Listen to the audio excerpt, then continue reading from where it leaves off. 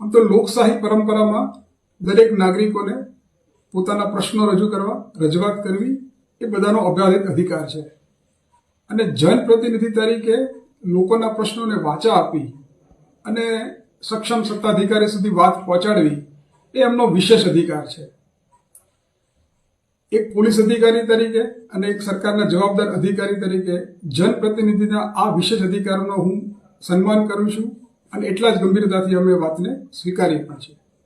પરંતુ Tharad police station ખાતે જે 21 તારીખે ઘટના બની, એ ઘટનાની જે પ્રાથમિક તપાસ અમે કરી તો એમાં અમને ઘણી બધી વિગતો ધ્યાને આવી છે.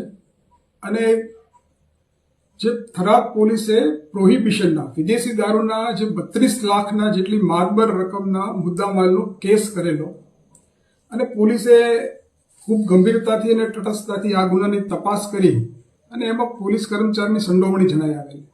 એ ગુનામાં પોલીસે કોઈ પણ પ્રકારના દબાણ વગર પોતાના જ પોલીસ કર્મચારીને અટક કરી અને ધોરણસરની કાર્યવાહી કરી હતી.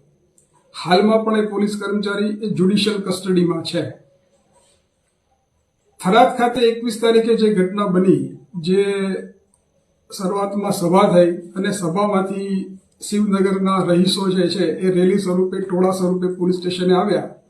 આ તમામ સ્થળોએ, તમામ જગ્યાએ આ જે આરોપી પોલીસ કર્મચારી, પોલીસે જેની અટક કરી છે એના સ્વજનો, સ્નેહીજનો અને સગા સંબંધીઓ એની દરેક જગ્યાએ ઉપસ્થિતિ છે. એટલે આમ જે છે પોલીસે જે તટસ્થતાથી કામગીરી કરી છે એને કોઈને કોઈ જગ્યાએ પોલીસ પર ગેરકાયદેસર રીતે દબાણ ઊભું કરવા માટે આ સમગ્ર આયોજન કર્યું હોય એવું પ્રાથમિક દ્રષ્ટિએ જણાઈ આવે છે. બીજું, જનપ્રતિનિધિ તરીકે આપની પાસે કોઈ રજૂઆત આવે, કોઈ પ્રશ્ન આવે તો એક એમની પ્રાથમિક ફરજ છે કે બનાવની એ હકીકત મેળવી લે, શું વાસ્તવિકતા છે. એ બાદ એમણે યોગ્ય કાયદા અને નિયમો અનુસાર રજૂઆત કરવી જોઈએ.